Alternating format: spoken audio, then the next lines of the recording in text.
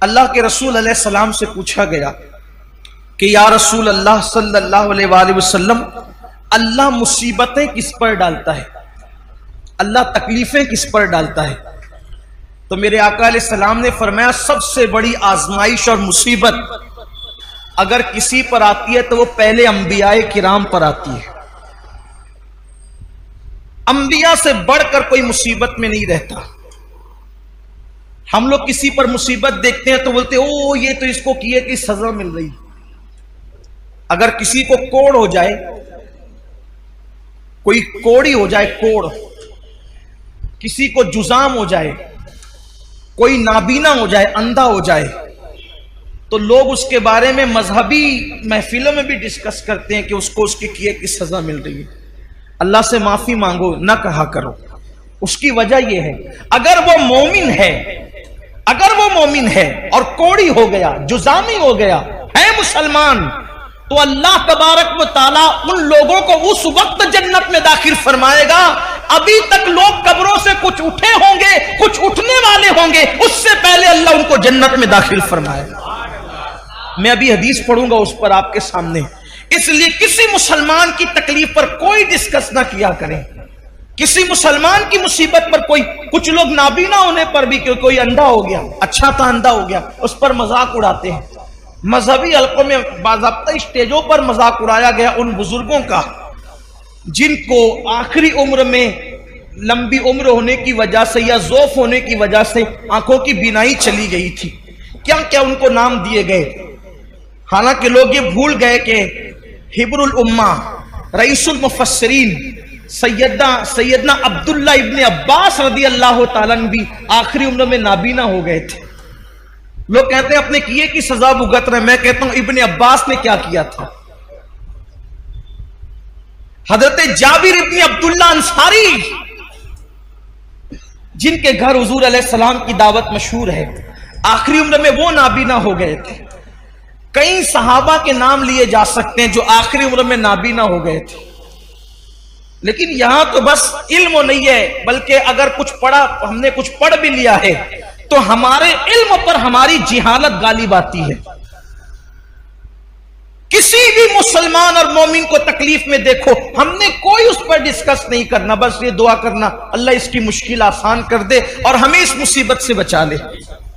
جو لوگ نابینا ہو جائیں اور مسلمان ہے، جو نابینا ہو جائیں مسلمان ہے، یا پیدائشی نابینا ہو یا بعد میں اندھے ہو جائیں بڑھاپے کی وجہ سے یا کسی مرض کی وجہ سے، کسی تکلیف کی وجہ سے، ان کے لیے بشارت یہ ہے کہ اوروں کے لیے اللہ تبارک و تعالی کبھی کبھی تجلی فرمائے گا، یعنی کبھی کبھی پردے اٹھا کر کے ان کو اپنا دیدار کرائے گا۔ لیکن جو نابینا ہو گئے تھے اللہ فرمائے گا میں نے تم سے آنکھیں چھین لی تھی اور تم نے اس پہ صبر کیا تھا، اب جب تک تم چاہتے رہو گے میں تمہیں دیدار عطا کرتا رہوں، جب تک چاہتے رہو گے میں تمہیں دیدار عطا، مگر شرط یہ ہے کہ وہ صبر کریں۔ دیکھو مصیبت آئے تو صبر شرط ہے۔ مصیبت، جو مصیبت میں واویلا کرے ناکام ہے، مصیبت میں شکوہ کرے ناکام ہے، مصیبت میں شکایت کرے ناکام ہے، لیکن جو صبر کرے، صبر اصل چیز ہے۔ صبر، سارے انعامات اس وقت ملیں گے جب وہ صبر کرے۔ آقا علیہ السلام نے فرمایا سب سے زیادہ مصیبت نبیوں پر آتی ہے، پھر جو نبیوں سے قریب ہوتے ہیں ان پر آتی ہے، پھر جو ان سے قریب ہوتے ہیں ان پر آتی ہے۔ یعنی مصیبتیں ہیں کس کے لیے؟ بلکہ ایک حدیث پاک یہ بھی ہے، اللہ کے رسول علیہ السلام وضو کر رہے تھے، یہاں پر تھوڑا عشق رسول کا باب بھی کھلے گا، واہ ہوگا، عشق رسول کا باب بھی واہ ہوگا، اور ہم دیکھیں گے کہ ہم میں کون عاشق رسول ہیں۔ حضور علیہ السلام وضو فرما رہے تھے اور پانی حضور علیہ السلام کے وضو کا ڈھلان کی طرف بہ رہا تھا، وضو کا پانی ڈھلان کی طرف بہ رہا تھا۔ ایک صحابی تھے وہاں موجود، انہوں نے عرض کیا یا رسول اللہ صلی اللہ علیہ وآلہ وسلم میں آپ سے عشق کرتا ہوں، محبت کرتا ہوں آپ سے۔ حضور نے فرمایا صلی اللہ علیہ وآلہ وسلم کیا کہا تم نے؟ حضور میں آپ سے عشق کرتا ہوں۔ کریم آقا جس کے کان لال کرامت ہے، دور و نزدیک کے سننے والے وہ کان، کان لعلے کرامت پہ لاکھوں سلام۔ حضور علیہ السلام نے تیسری بار پوچھا کیا کہا تم نے؟ حضور میں آپ سے عشق کرتا ہوں۔ آقا فرماتے ہیں تو اگر تو واقعی مجھ سے عشق کرتا ہے تو مصیبت اور آزمائشوں کے لیے تیار ہو جا، کیونکہ جو ہم سے عشق کرتا ہے اللہ اس پر مصیبتوں کے دروازے کھول دیتا ہے، اللہ اس پر تکلیفوں کے دروازے کھول دیتا ہے۔ ہم سے محبت کرنے والوں پر آزمائش اور مصیبتوں کے دروازے اتنی تیزی سے کھلتے ہیں اور مصیبتیں اس کے پاس اتنی تیزی سے بھاگ بھاگ کر آتی ہے، جیسے یہ وضو کا پانی تیزی سے ڈھلان کی طرف گر رہا ہے ویسے مصیبتیں تیزی سے اس کے پاس آتی ہے۔ اب آپ مجھے بتائیں، جب ہم عاشق ہی بنے ہیں، جب ہم نے عشق کا دعویٰ ہی کیا ہے تو پھر ہم مصیبتوں سے گھبراتے کیوں ہیں؟ ہم بلاؤں سے گھبراتے کیوں ہیں؟ اس لیے کہ مصیبتیں تو عاشقوں کے لیے ہے، مصیبتیں تو محبوب سے محبت کرنے والوں کے لیے۔ آپ دیکھیں جس کو ہم مشکل کشا کہتے ہیں، پوری زندگی مشکل میں گزری، جس کو ابن مشکل کشا کہتے ہیں، اے دل بگیر دامن سلطان اولیاء یعنی حسین ابن علی جان اولیاء، پھر ان کی مصیبتیں دیکھ لیں، پھر سیدہ زینب پاک کی مصیبتیں دیکھ لیں، پھر جناب غازی عباس کی مصیبتیں دیکھ لیں، پھر اسی طریقے سے اونا محمد کی مصیبتیں دیکھ لیں، پھر سیدہ سکینہ کی مصیبتیں دیکھ لیں، اسی طریقے سے جو ہے اللہ اکبر سیدہ بی بی پاک سیدہ فاطمہ الزہرا کی ان کی خود کی مصیبتیں دیکھ لیں۔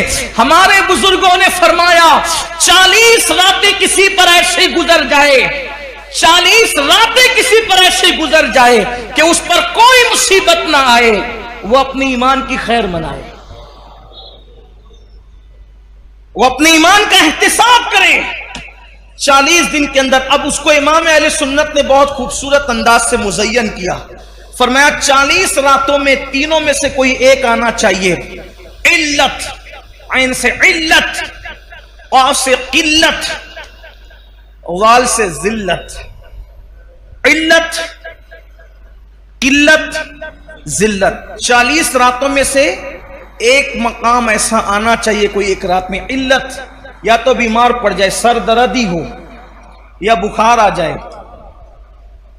کوئی بیماری ہو، پیر ہی دکھے، کانٹا ہی چبھے، کوئی نہ کوئی بیماری آ جائے۔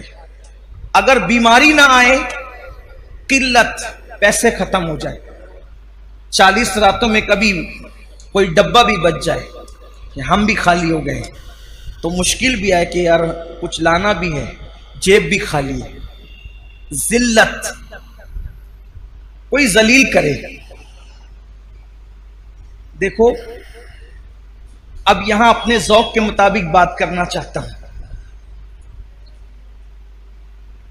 کوئی عاشق ہو اور ذلیل نہ ہو، مجھے اس کے عشق میں شک ہے۔ کیوں؟ اس لیے کہ دیوانہ ہی تو ذلیل ہوتا ہے،